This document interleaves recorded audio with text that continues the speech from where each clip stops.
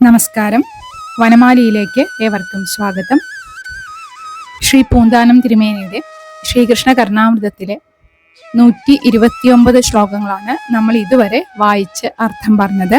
ഇന്ന് 130 ശ്ലോകം മുതൽക്ക് വായിക്കാം. കാമാതുരം മാനസമെങ്കിലും ശ്രീനാമാമൃതം നാവിലണച്ചുകൊള്ളൂ. ശ്രീമാധവന്റെ ചരണാംബുജത്തിൽ പ്രേമാധികം നാളിൽ മുഴുക്കുമല്ലോ.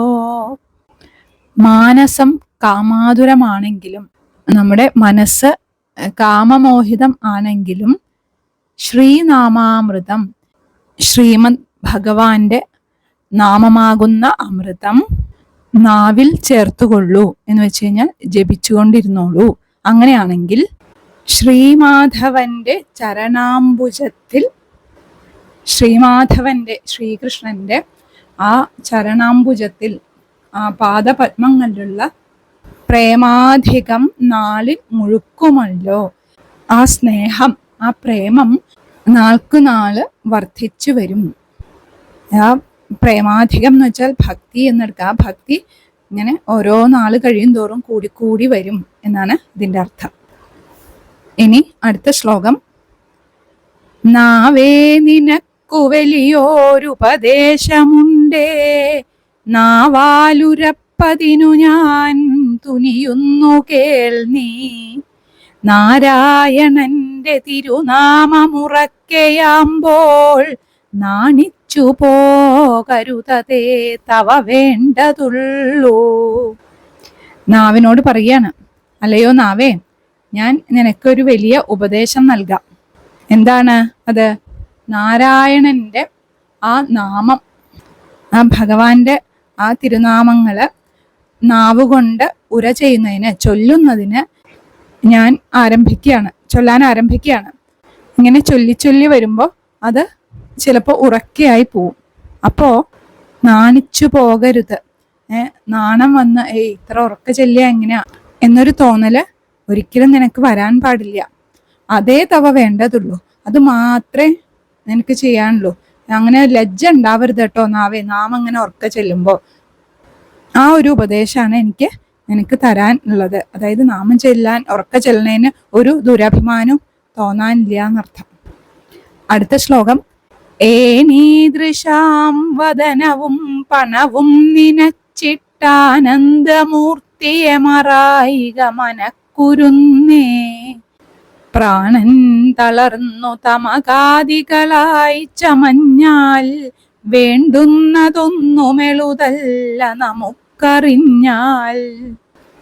ഏനീദൃശമാരുടെ ആ മുഖവും എന്ന് വെച്ചാൽ സുന്ദരിമാരുടെ, മാൻപേടമിഴികളുള്ള സുന്ദരിമാരുടെ ആ മുഖ സൗന്ദര്യവും പണവും സമ്പത്തും നിനച്ചിട്ടാനന്ദമൂർത്തിയെ മറായിക മനക്കുരുന്നേ. ഈ സുന്ദരിമാരുടെ ആ മുഖ സൗന്ദര്യവും ആ ധനവും ഒക്കെ ചിന്തിച്ചിട്ട് ആ മൃദുവായ എൻ്റെ ആ മനസ്സേ, മനക്കുരുന്നേ, ആ സച്ചിദാനന്ദ രൂപമായ ആ ഭഗവാനെ, കൃഷ്ണനെ മറക്കരുതേ. പ്രാണൻ തളർന്ന് തമകാദികളായി ചമഞ്ഞാൽ, പ്രാണനൊക്കെ തളർന്ന ശരീരം ക്ഷീണിച്ചിട്ട് തമകാദികളായിട്ട്, തമകൻ, ഊർധ്വൻ, ക്ഷുദ്രൻ എന്നൊക്കെ പറഞ്ഞിട്ടുള്ള ആ മരണ ശ്വാസങ്ങളായിട്ട് കഴിഞ്ഞാൽ വേണ്ടുന്നതൊന്നും എളുതല്ല നമുക്കറിഞ്ഞാൽ, നമുക്ക് വേണം എന്ന് വിചാരിക്കുന്നതൊന്നും പിന്നെ ചെയ്യാൻ സാധിക്കില്ല, ഒന്നും എളുപ്പമാവില്ല. പിന്നെ അത് മരണത്തിനോട് അടുത്ത് കഴിഞ്ഞാൽ, ആ മരണ ശ്വാസം തുടങ്ങിക്കഴിഞ്ഞാൽ നമ്മൾ എന്തൊക്കെ വേണമെന്ന് വിചാരിച്ചാലും അതൊന്നും സാധ്യമാവില്ല. എന്ന് വെച്ചാൽ മരണസമയത്ത് നമുക്ക് ആ ഭഗവാന്റെ നാമം മാത്രമേ രക്ഷയായിട്ടുണ്ടാവുള്ളൂ. അതുകൊണ്ട് ഇപ്പോഴും ആ ഭഗവാനെ മനസ്സിൽ ധ്യാനിച്ചുകൊണ്ട് തന്നെ ഇരിക്കണം എന്നാണ് ഇവിടെ പറയുന്നത്. ഇനി അടുത്ത ശ്ലോകം. കോണിക്കൽ നിന്നു കരയുന്ന കിടാങ്ങൾ പോലെ, തോണിക്കൽ നിന്നു വലയും വഴിപോക്കർ പോലെ, കാണിക്ഷണം പൊഴുതുപോലും ഉപേക്ഷിയാതെ കാണിദ്ധമെൻ തൊഴിൽ കൃപാം കുരു വാസുദേവ.